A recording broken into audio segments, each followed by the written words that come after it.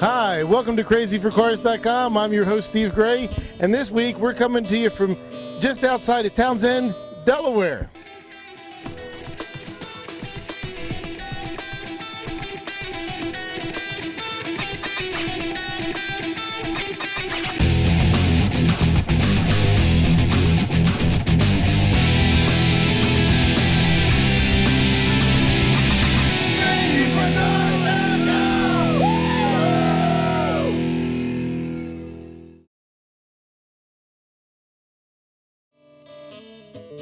We're at a Veterans Benefit Show. There's a lot of cars here we're going to look at today, and later this evening we're going to be up in Wilmington and Newark at the Kirkwood Highway Cruise. We're looking forward to a lot of cars up there. So we've got a lot to do, a lot to look at. Make sure you visit the website. A big part of the reason we're down here today is because this show was posted on the website. I also want to send a special thanks to Blitz. Blitz is the one that's having us down here today. They're the ones that are hosting the show. Make sure you visit their shows. They got another one coming up later in the season. We'll talk about what exactly the date is when we talk to Tom about it later with that show. But stick around. We got a lot to see, a lot of cool cars to look at, and a lot of cool cruising later tonight. We'll be back right after this.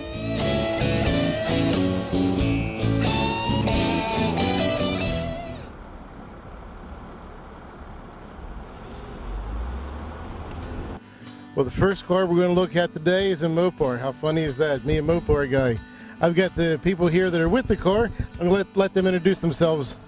Kevin Kaiser. Kevin, nice to meet you. Jake Kaiser. Jake. Sharon Kaiser. Sharon, thank you very much. Nice to talk to you. Who wants to tell us about the car? Who knows about the car? That man right there. Kevin. The other woman. Kevin, tell us a little bit about your other woman. It's a 69 Roadrunner. Got 95,000 original miles on it. It's all original except for one repaint. Interior, everything is all original in it. I'm the second owner. Yeah, now I'm looking under the hood. Now the outside looks like it was probably resprayed, but this looks like still original paint under the hood. Yes, everything's original under there.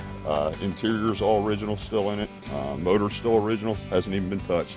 That's really great. They built these old Mopars to hang around for a long time. Built them to last, yes. It's a rust-free car from Carolina. Never had any rust on it. No rust on the car at all. That's really great. And the upholstery's held up this well. Yes, sir. How long have you had it? 4 years now. 4 years. Do you have any of the history on like what the car's history is? It came from Carolina. Like I said, I got it from the original owner that bought it. And again, like I said, it was a rust-free car, garage kept, from the original owner. It took a long time to find it, but. Yeah, this looks like these were pretty much a stripper. The Roadrunners were anyway. Yeah, very low option car. It had the Magnum 500 wheels, the blacked out hood. Had what they called the track pack, which was a 383 with the Hemi 4-speed and a 373 posi, 8 3/4 rear in it.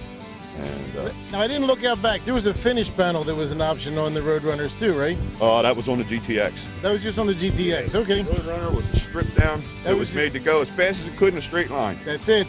Pretty much just taxi cab interior, just stripped.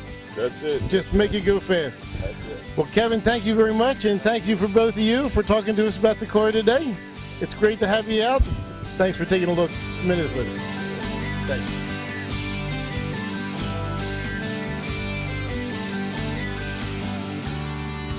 Not a Mopar this time. This time we're looking at a Ford, and this is a little bit older vintage than the Roadrunner we were just looking at. I've got the owner here with us. Tell us your name. Tell us where you're from. Kevin Hufford from Smyrna, Delaware. Now, we looked at this earlier, and I understand this is original family-owned vehicle from all the way back. Yeah, my father bought it in '62, and we quit running it in 1974, and it's been sitting since '74 in the garage. What? 74. Since 1974, I parked about an aisle over, and we got out of the car, and I started walking around just a little bit, getting the car opened up. I looked at this, and from a distance, I just couldn't believe how straight it was. It's really tough to get something this slab-sided, this straight. Yeah, it is. Yeah, I had about $10,000 for a paint job. Now, was there any rust in it originally, or is this pretty straight? No, it's pretty straight. There wasn't no rust in it. Now, what about the drivetrain? Is it all pretty much all original on it? Oh, yeah, it's got a 176 on her in it. So it'll really get up and go then, right? Yeah, a little bit. She's light. Yeah. Now, These wheels weren't original. Nah, the wheels and our side pipes, that's the only thing's not original. Everything's else original. Well, it's a great looking Ford. What year is it? 62. It's a 62. I was close. I was trying to guess, but I wasn't quite there. I thank you very much for talking to us and showing us your truck today. Thank you, bud. Thanks a lot.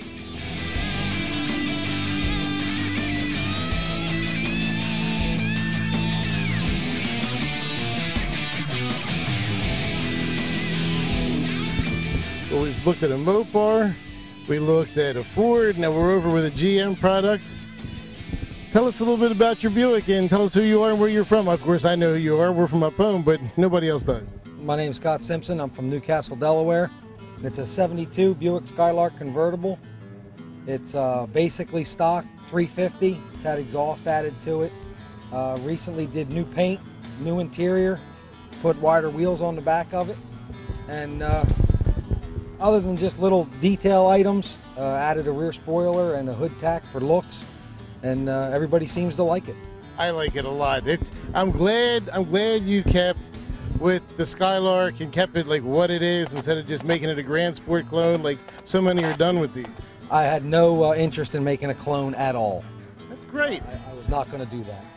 Well, even as not, the hood tack, that's outstanding. And the color combination, that was the original color on this car, right? No, it was kind of an olive drab color. It was that ugly green from the 70s. Okay, well this was the color I had seen it originally before it got painted. This is the color that I bought it with.